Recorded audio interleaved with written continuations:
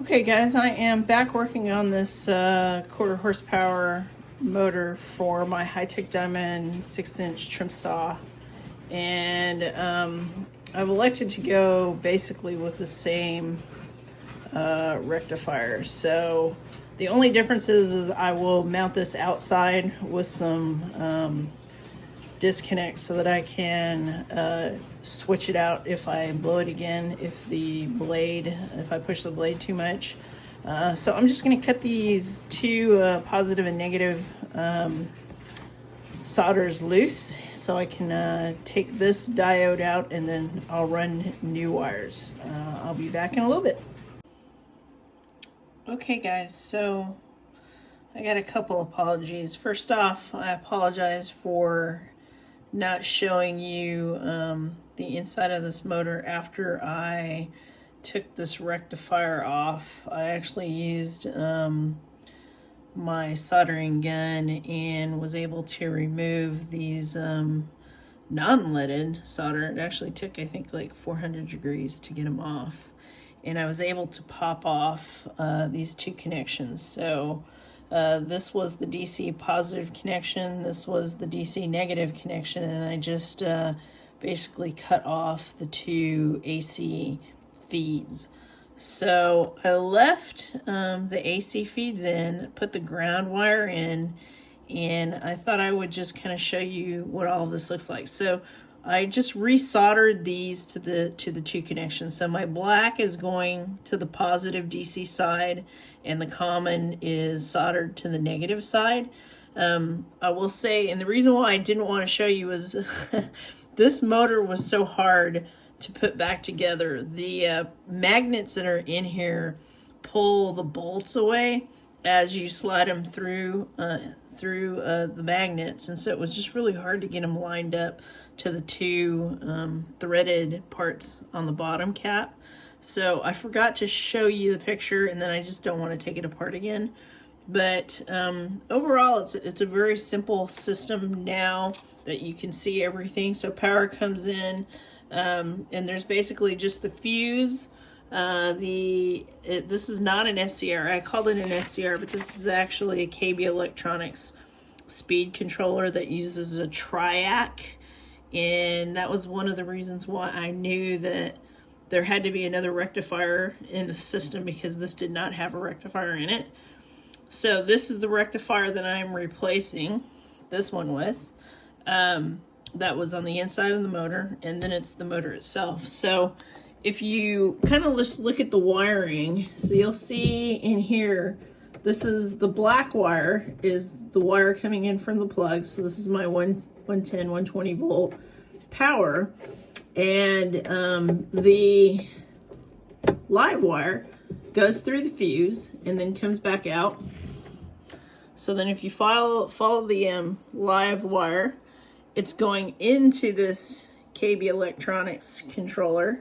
And then it comes out. This really should be a black wire. I don't know why KB leaves it as a white wire.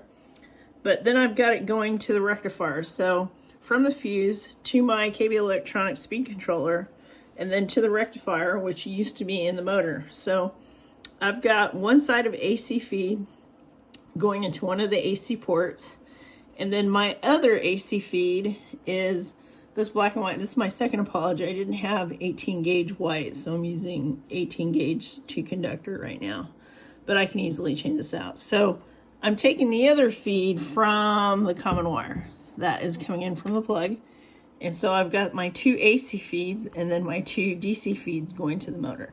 And like I said, these are just soldered in once I pulled this out. And so that's basically it. So if you were to look at the wire diagram, I kind of made this in case this will help anyone else.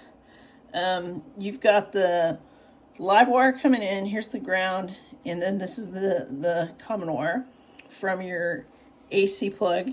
So basically the black wire is just like I showed you, goes through this 4 amp fuse, and then it goes through the KB Electronics speed controller. So this is rated actually at 3 amps, or 3 amps for DC or AC voltage.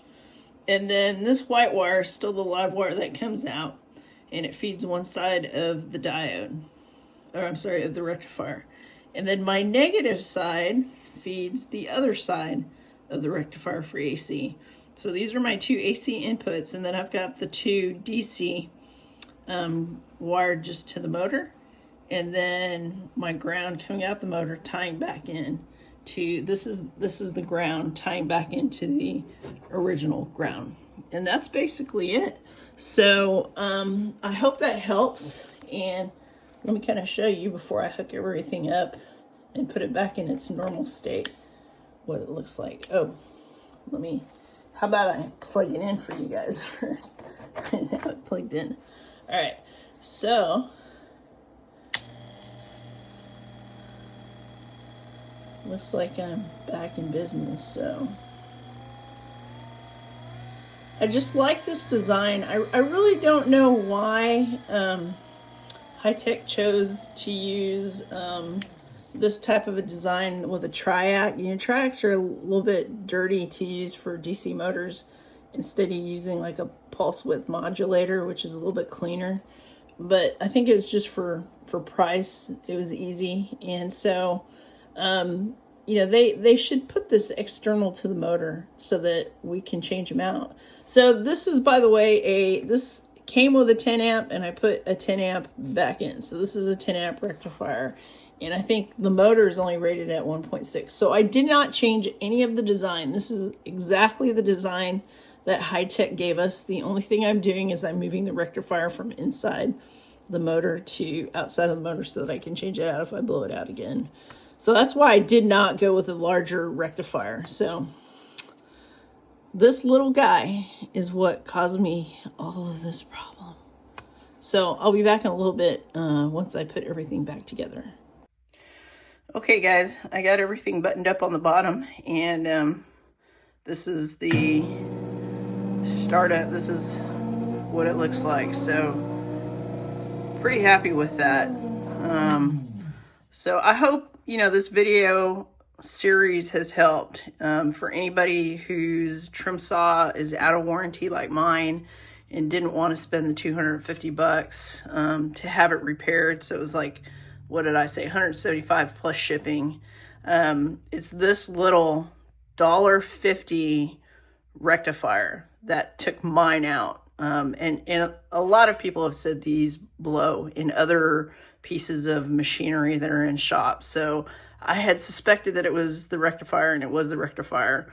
You can get replacement rectifiers on Amazon for, I think, $5 for $7 is what I paid for this. So lesson learned for me. I've got everything now connected underneath with the heat shrink spade connectors, so I can take these out, pop out my parts more easily than I can with the butt connected wiring that came from the factory. So the true test obviously will be with cutting. So I got a vise to hopefully keep my saw blade from going slanted, crooked when I'm hand cutting a lot of the bigger pieces.